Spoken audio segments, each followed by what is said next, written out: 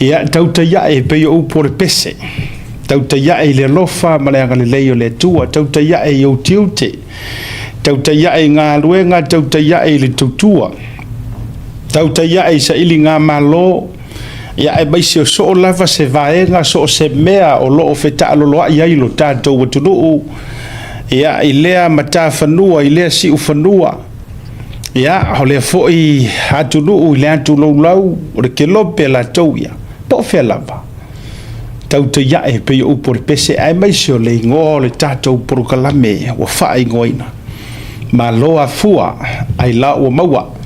E lofa o le agalilei o le tātou ba te siri le langi, sau le vaa na tiu, tau mai le vaa na tau. Ia e a le ae ma maulango le vaa na whawa fo lau lo soifua. Ia e mai se foi o le agalilei whasoa. O le tātou ma te siri i le langi. Ma lo le pale. Ma lo le whaatotoa. Le o tātou tu ma tiro tilo ma toe tepa i le amatanga o le nei vaiaso. Pei o le emo le wila le alo le vaiaso.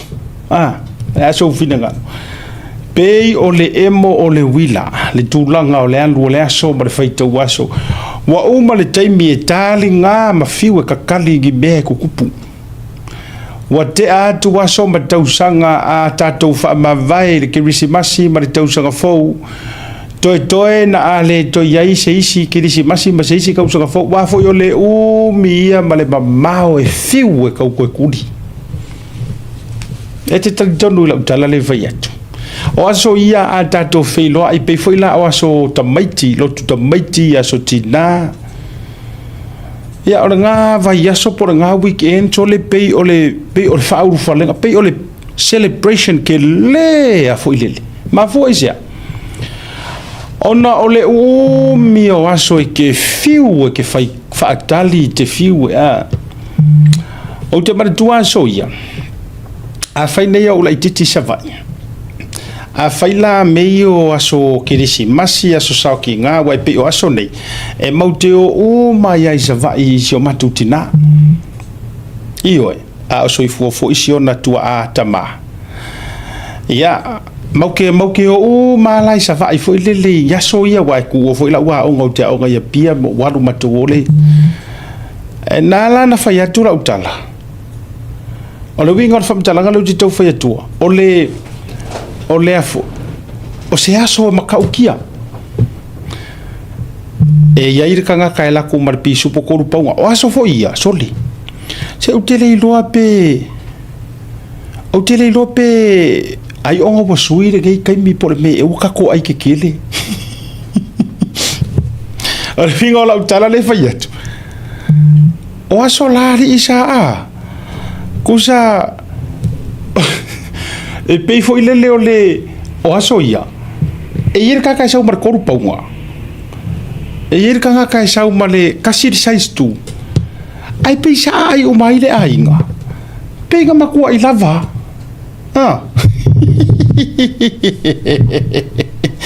Pisa lava makokoi.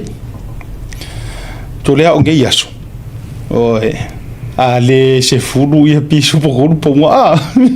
Ai o aso mai fai i foi lele e umalola ka app coffee. E coffee ko ngei ia fai nga i o le sia shockinga. Ia e mana tua mai outou e se fulu e umalola shockinga ngei fai tau le se fulu masina fatoa Ioe, ora wingara la utala. E matua look forward umai le nā mea. Ia o ngei o ngapo, ia wa esea. Wa esea wa. Pi wa mo watu le mana na ia malona longa whaka wainga I think o le upu le leile na ua mo watu le whata waina o nei mea. Kusa o lo ka kou ia kai me ngai nga o nga whaia ia whakau. Awaso ia o kai. A karu ese mai o langa kofi o ka ikai whaiar pisu po koru paunga o le sia sauka maiki. Ia po le pusa askurimi. So le pau le ngā o le mea. O le a matua no fo fale lo ta Mafaufau.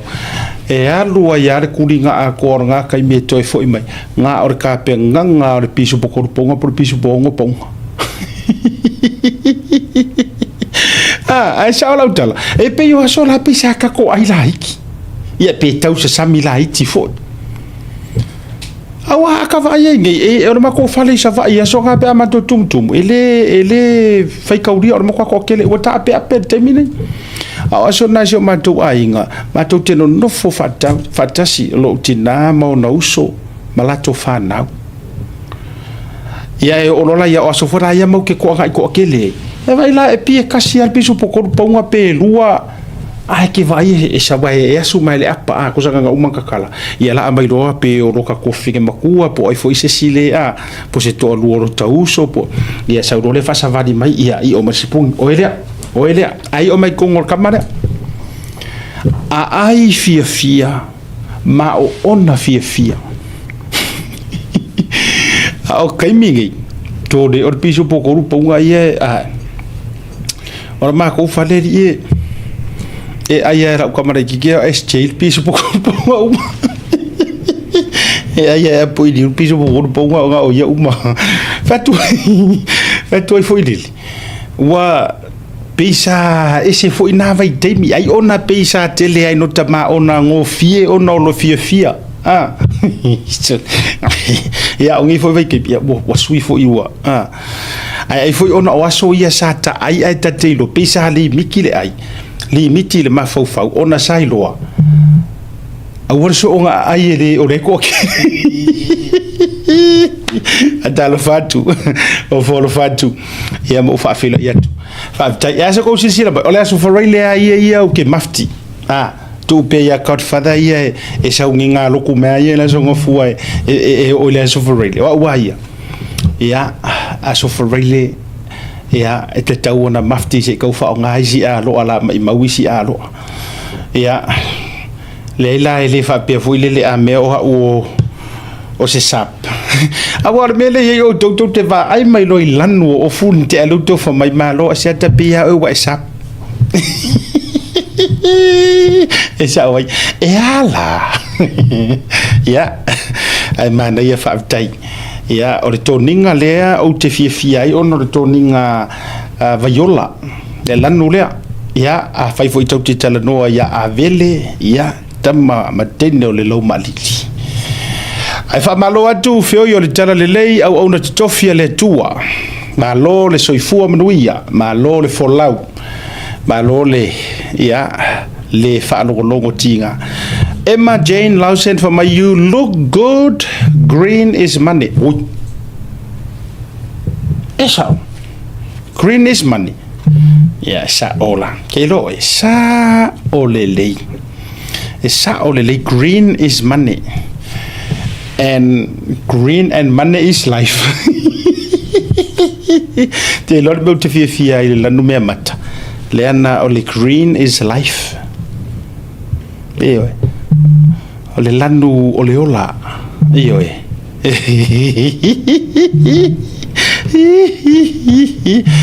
ya fa te telela e au na tofia le tor fa malole fa tai se felina vaoa au le mai lau sunga Asiata ka fiula e yo la e kai vivela ngi me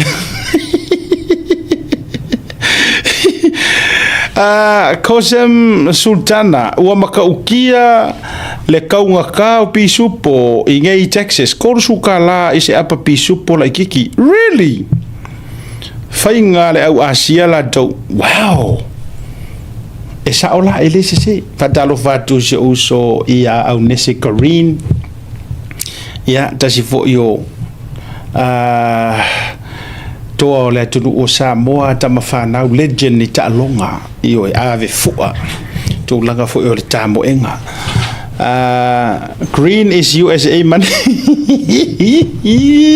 ke no la uko na fe mai na dei e isi au vai nga na fe ma to ofisa o ia fata lofa ya le wa fe tu fata lofa nei au ona tofia le tua ya mo to fa le tua ia tato o mai wal program e la si mato o balanga da fa so tai mai e le to fine po le fio gal fritua ele sa ia shake ia le la na fe mai tato official o malanga le balanga mai Hawaii ia le tina ia tolu fale manayo nalo ia e se fo ise uto fina balaga mai uta le na mato wa filo ia fo ine tata le pulo mo pito iluma ia to fale fa ko fale a fio mai la eltina e te sa fa ilita no foa io ele la to te sisi le o malanga le mai o mai hawa le la e nei to fo ile so to na tao i hawa ia ai to fo ile so salto fina balaga mai i pia Australia sa wa sa mo ke le yo mi e vel to fo i uta le la na fe mai fa dai o mawa no to te afe mai ai ia o kele ka ua kula fa pe pengo ula foia pe o kele ila foia ai me se mato uma ia le mele na ia le me ai ta wa ai fa fita tele pe ono faia tu fans al tato por kalame a faia mawani o to wa no mani o to lao le fo ie look forward next week e fo se uso malanga mai uso ya fio ia filo ai fo le vai so fo so fa le tua aba o le no afe mai e po ese tato wata ia mase ia to o mai il tato ofisa ia ile mea o le faia tu ai le tato por kalame Adalofa sunga Muripola, Freddy Muripola berfretua na fanua mafuta mai uta ma lo le soifua bruia le langi mama ia ma auto uma tamama tina lo mai mo mai ia ele tato por club le tauta ia ne vanga fiafi o te fa malo mo o fo lo fatu mo auto ma lo le soifua bruia ma le langi mama o le vanga mo mo le tato fa so fo ile dei vanga o le fiafi e le video sa o she na lungo le to telo ila tona la to sen maya o le video dea o le vesi i se kalesia o te to Mafaufau la nei o mai le fiafi le nei fesili mai i le uso ia Oscar ia pe avatu lungo le video ia le lau te no foa le video le isi video le uma ovatu e lunga isi video uma ovatu e lunga mo le muri se taimi ai o le tulanga i se misa anga po se vevesi e se Faifeau manisio le kalesia sa o sheinga lunga la professional page Facebook page ai na fiso tai mai ai Penieli Shalom Tamilo mai WhatsApp le kai kai por kalam se eu esse mas vou te fina esse voleni talo fatu esse a long time no see ale to vai tu pia esse ele faz só foi ponga ia fa pesa faz só foi ponga esse ia ele a faina le tele no malanga tu e wa pisi lo no winga fodinga mai wa vai kasile me e te ava no a o loina na fa popo le stanga tailo soifua ma le professor ko lua po sawa ya te ale fa sa o na to sa lungo meu Facebook te foi la utala ile tamai a vevesi o tailo o la uleva tu lunga o le a o le tu lunga langa o te manu i tulanga o te talitonu e ile sasi e ile fata mala fo ie o Sofia leita ai e na te sile fia so se mea vatu lungo por kalamele nei lo no winga wa vatu mai mata o le lalo langi e fia le la fo ilale na wota manatu ia ona e faisi malo losio ni la fonga ia ale sunga Faifeau ia me se foi o lo faia fa sanga ina inisi ele se video tuai le mele o le me fou e se mai inisi misa kuai whatever mai tawa tu vo lo Wellington ne ai o le tau le mau mari tu ala ia e volusia fo ia o le la au ia ile nga le tua balanga ile tua tua la mato foi tau le mau mara mato tua lalo ina ua o falongo atu ile la fonga manisio falelenga na la fo le Faifeau nga isitinasi matua ia te le politina po ile fa ia ia matu ia to ngonga ia ngo fongo fo lewa o le wingo la utala ia sa o le lei ia o tau le lu mai langa wa ko se fiere upunga la fo o te no fono la o se vaenga o te tango e tu e fa file mo lo loto o te no fono la o mo Mafaufau pe fa pe se me fa ye Yesu ikanga o la ule fesili o fesili a ye ro Mafaufau fa mata fa pe ni la fonga a Yesu walanga o nga luenga uma ye fai fe au makanga ka fai evangelia ma ila to o tala le lei fai la o tala lei they are doing the discipleship o lai fai la ko masoo fai la ko ma fai fe au o me uma o ni tangata e fa ta i le misiona maranga luenga sa fai Yesu o fesili la lo loko fa amaka anga o Yesu lea e lafo Yesu se upu fa pea o fesili ngang kauro Mafaufau fa amata a le fia pole ale ika i feo Yesu ma le toa tama fa amata e lafo fa pea se upu ya na vatu fa pea na pea no fa yatu la uleva tua le ata a toma le video mali mai o to fina ngalo ona manu ngai pe no fa yatu ele ya sisi ato toa a to fia si la fia le upu sa fa nga o le sisi pero vatu la le vatu le video maname ai mawai o lungo page ni sina foi lungo lo professional page Asiata fale malu pio valiko na ilunga ya le winga la lata o le upu le la tu lo le ngana ma le upu to ya te ya o le upu le ngana na sa fa nga to titi o watu ya fa nga lo upu le no fa ya to nei sisi ka ngofo a pi li alo ka kingo pi li alo ka kingo ngo ka fa longo ile ko inga kala a le o te mo enga so enga ele o se tu lo se fa fa nga fo o se fa fa nga wa le vai nga luenga pe o se dia ma lu su to sanga o se tangata fo i tangata mtu o nga luenga io pe atu tu langa o la fa nga luenga o se fo isa o mia ni tofi ma o lunga ile ekalesia again kereka ua kore ekalesia ai le ala na no ta no fo mo ta fa pe fo ko fiolai ya ta ilo yai mau te le fa masi no le na ai awana ingalo o le ata to te malama uma ile fina ngalo le tua le anga e yai wisi au nga to tofia le tua si fa kwa la ukala le kuloa e yai nisi o au na mai la tou e fa pe o au na le tua e la tou te fa nga le suafa o Yesu ai fa nga i fa fefe e tangata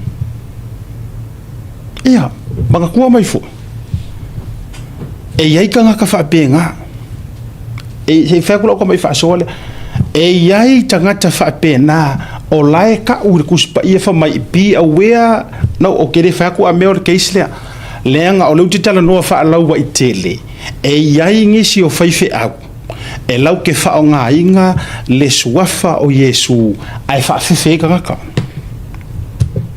mara tua le manino le fionga le tua e yai fo ingisi o le ao mai i lo uingoa vai o le dangerous nga le melia le anga e leo mai se ingoa o sakangi e leo mai se ingoa o mose e leo mai fo i se ingoa o pai malafai e leo mai se ingoa o se ekalesia ai e sau i lo uingoa o pura paka ia Yesu nga ave i o nga so e iai le kaimi ko ke whaafea ngai iai ma perfeka pepelo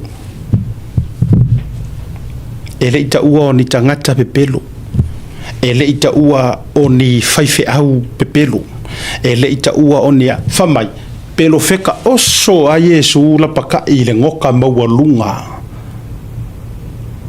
ko ke whea ngai ma pelo feta pepelo kama fo ye ke ia le do fe kawi shopping center ai do karanga fa mai e ile vala au ngale tu ilo langa a ile amale a nang oskaidi fa perfecta a le ngala paka ia Yesu pi awe ai ka ngaka fa penga fa mai o mai i lo uingoa mai ka ko le ma ale le melia e le o mai se ngo ses ke ro ke migi ka o ka le mauka ngaka wo whelua iai. E o mai le ngoho Yesu. Ai ngala paka i Yesu. E oi. Na. Whamai. I o kou whai keke i e o mai lo ingoa. Whamai. Ngā o mākou pero whekange. Leite kuspaia. Whamai ngā o mākou pero whekange. Ngā o mākou wha malolo mai lo ingoa vai. Ngā o whao ngā le ingoa Yesu. E oi. Ngā o whao ngā le ingoa Yesu. Ai muli muriangi. Whamai. Ai o lea nganga nai lea mea wa latu te ena. O le ki le ngā o sia kako wamio. O le key word le ngā sia kako wamio. Whamai o lea nganga sai lea mea wa ke inga. A whai o te mana tuaina le teimi na whatuala utala. A whai o te mana tuaina se teimi o le tuspa ia na toa tā mai a Yesu. E iei le kaimi maka ukia ngā ika Yesu. Ngā ika i ngā ua ia maua atua tangata ua whaatau o loa i to tonu o le mauta o lona tama. Kongo so ngako, wharesā pe maru ka puai. O le taimi lea, lai wha mawina i le tusipa ia. O le kaimi lea, ngā ika i Roma Yesu whamai, ua ia sasa matutuli i fafo. Ua sasa makukuli i fafo. Lala le winga o lautala. O le kaimi ngā le fia ai. Ngā ika Yesu ngā. Ai o le kaimi ngā o aku waika ngaka malalau Yesu i lea mea. Ma o aku whaikala ia Yesu, feangu ia Yesu. E le ika ia ka woso Yesu ni pe ala. E le ita ia whaftai e rof so ni mai tato mau. Manga ia ka ko ngā lue whakasi whaftai tau veve. Ko ke whaafonga mai ro waru aku le mau kuspa ia. Kongi mai rungar ka ko kusi wa e. Confirm o mai me tau te whaaso ai tato ngā lue ngā whiwhatas. Le ai ma se kaimi o ngā ika i leo Yesu. Ma whaapea mai loa langa. Pau a leo le mea ngā le fia Yesu. Onga. Ua aku le Mafaufau i le maoka o longa kama. O whaakau ai, o whaifuri mā keki wa. Ioi, me whapenga. Ai o mea umanga whai e ka ngaka mai ka ngia ma whai ma lau Yesu ele o oe a se kupu o ka ngaka iu kaia. O oe o le akari o le ka muka o a uma ngei mau mea. Ele i whawha ngā fo i Yesu ki ngeia me uma whapenga ke inga. Ele i kai. Ele i whaali i fo i Yesu o ngā ua le avakua a kua se sifurua. Iwe. Ai e au ngā o me kukupu whapengei. E ke oke roa ma ele fia i se sifurua. Tau e tāua i o le melea. Ai e ke oke roa i rokari kongunga. E ke oke roa ma e ika wale lafoka ngaka. Anga o se furua i o le loko fuaki a ifo. O se furua i ma, yes. Se furu pasenge o whaka oko mai mea o maukako i loa. Su pasenge. Ai o le whaakau uinga e le fosia oe. E le fosia oe le meranga. Le anga fo ia e le kongi e se furua i ele kere e le sau se mala whaangi uku. E oki e le se mewa pe ngai whaia. Ai e ke la ngonga e oe ia a Faifeau e struggle lo a inga ma me uma. O nga e loa lea so o mea nga o le vā o oe ma lea kua. Ano mea le kupu. Wa fosi ke le Faifeau le mea lea. E lo ngo fie fo iare Faifeau e ola se furua i ma airi se furua. E ika pe a le ko kongi ka ngaka kaulanga mea. It's about time ka unga vaku sa o arma ka upula. La nga yeisi e kalesia. La e fai kongu wama. Ele fosia le maso. A e si la fia le lei e oe le Faifeau rango me ngane ko vai ko le video le. A e si la fia le lei e oe le Faifeau e le lava la ufa so amare periki. Po alofa po se fulua. Ale fai ngaruenga. Me ka ua. Aua le alu le le fai ngā ruenga e sau waila ia a ko ma mali ai le fa nga ia me fa toi fo la ngoi si fo ka paulo me wo fai loku paulo me wo iska ka fai fasi kama i loku ma me ia ngau kupi e me kupu ele ola ele kupu ai mama ia o me ngai maua ya taua yo nei me wa va toi vai lo ma yo la fa ku nga ro va a ele fia mai ke a wika ya fionga le tu ala ngolo ke fa so ha ku ya fionga le tu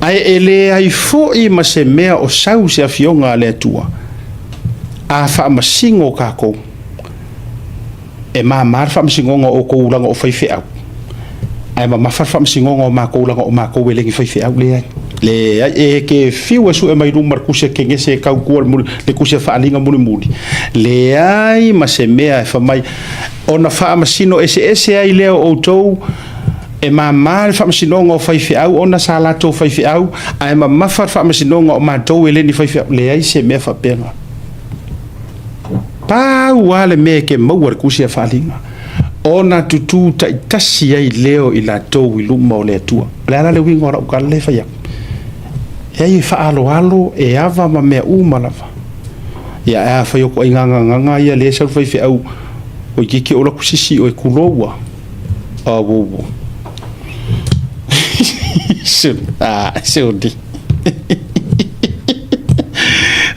ai sole mala ia ia ola na fionga le tua yo tolu ki o fofo ia kuspa ia le au a ko marpo ai pi e kalango mai e pule sawar ki apolo lotu just saying ya tatu taloia ya ile file mu le tua ai la de me se senga o meia a pa ur kanga ka mawalalo pa ur kanga ka a ya e pi ma foi le a palasi mai lar kanga ka o le sa ka un fai ma vai ngor ka un road model foi le kilo ai o tu ala luna mo e matanga o le tatu program